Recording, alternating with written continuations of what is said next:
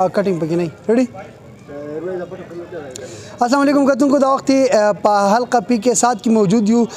वोटिंग अमल ख़त्म शुए और गिनती रवाना दा दा वक्त द 22 पुलिंग स्टेशनों नतीजे चिराग मख तरगली दा चे पाकिस्तान तहरीक इंसाफ चे कम नामजद उम्मीदवार हाजी फजल मौला आगा पलीट बांधी द PDM चे कम उम्मीदवार हुसैन अहमद उर्फी खान नवाब आगा पदम नंबर बने सर द स्वात सीनियर सहाफ़ी द स्वात प्रेस क्लब सबक चेयरमैन शहजाद आलम साहब सर काकादार तो नन तासु दिलता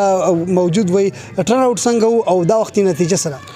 ډیره مننه مراد خان څنګه چې تاسو ویل په دې PK7 چې کم ضمني الیکشن کېدو چې نن په هغه سلسله کې انامت اورس پولینګ شو سديسي غټه ناخوشګواره واقعي پیښه نشو او کم دا سیټ چې کم دی دا د عوامي نېشنل پارټي د وقار خان د مرګ نه پس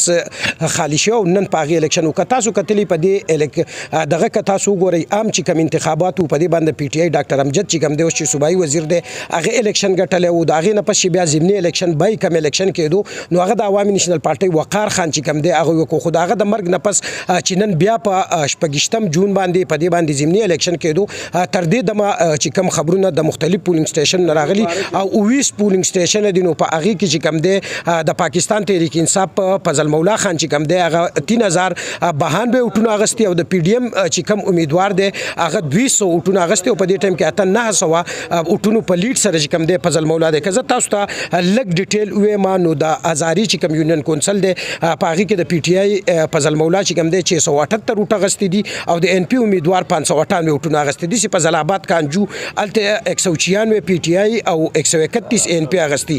دردیال که تاسو ګورئ الته 209 وټونه PTI او 177 وټونه NP غستې دي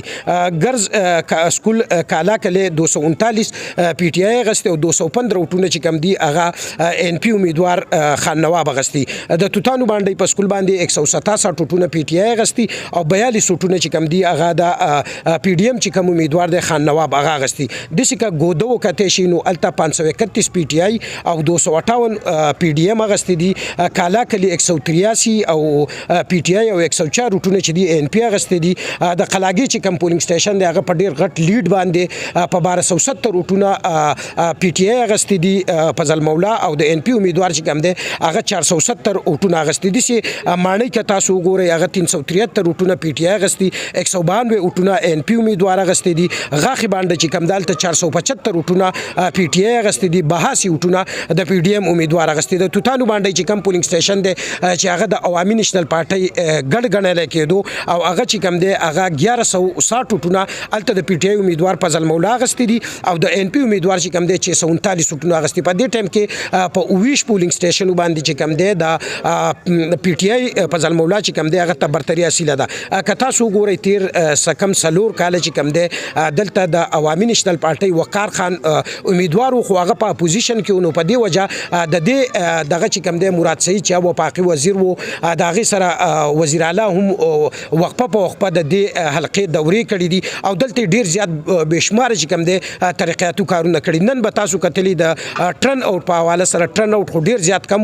تر اوسه پورې خو لا د هغې صحیح فګر نه دی راغلی خو تقریبا د 15% پورې چې کم دی ټرن اوټ تللی دی او نور ریزلټونه چې څنګه راځي موږ به ستاسو سره شیر کوو ډېره مننه څنګه چې شهزاد عالم پوره تفصیل تاسو واورئ د وخت موږ سره دلته